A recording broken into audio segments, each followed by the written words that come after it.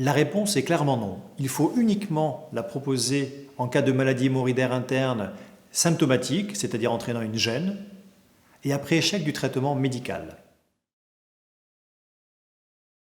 On appelle traitement instrumental toutes les procédures qui ont pour objectif de provoquer au sommet des hémorroïdes internes une inflammation dont la cicatrisation aura comme effet une destruction des petits vaisseaux et une rétraction des hémorroïdes qui vont être fixés un petit peu plus haut au niveau du canal anal, c'est-à-dire à leur place. Les procédures sont en général répétées 3-4 fois, espacées de 3 à 4 semaines. Elles se font au cabinet au cours d'une consultation. Elles se font au travers d'un petit appareil appelé un anuscope, qui est un tube de 6 à 7 cm de long, introduit de façon indolore dans l'anus. Encore une fois, ce traitement ne concerne que les hémorroïdes internes et jamais externes. Oui, ces traitements utilisent un procédé chimique, c'est la sclérose, ou physique, par le chaud, le froid ou la strangulation.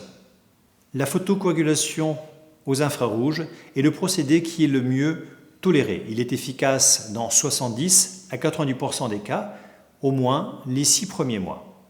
La ligature élastique est la technique la plus efficace des traitements instrumentaux, l'efficacité se prolongeant également dans 70 à 90% des cas, mais jusqu'à 3 ans. La sclérose a une efficacité en général moindre. Elle est cependant actuellement abandonnée, le produit n'étant plus commercialisé en France. La cryothérapie est également efficace, mais c'est la technique la moins évaluée. Elle est utilisée par certains praticiens encore qui en ont l'expérience et le matériel.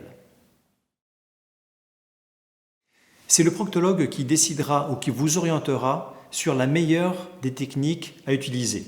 En cas de saignement, c'est surtout la photocoagulation infrarouge qui sera utilisée car très efficace et avec peu d'effets indésirables. La sclérose, comme je vous ai expliqué, ainsi que la cryothérapie sont peu ou plus utilisées. Enfin, la ligature élastique pourra vous être proposée lorsque les hémorroïdes sortent un petit peu plus ou lorsque l'on est en échec du traitement par photocoagulation infrarouge. En tant que patient, vous serez clairement informé des avantages et risques de chaque technique et pourrez participer à la prise de décision. En résumé, le traitement instrumental des hémorroïdes est proposé après échec du traitement médical. Il ne concerne que les patients qui ont des problèmes d'hémorroïdes internes. Il se fait en consultation sans anesthésie du fait de douleurs ou d'une gêne minime.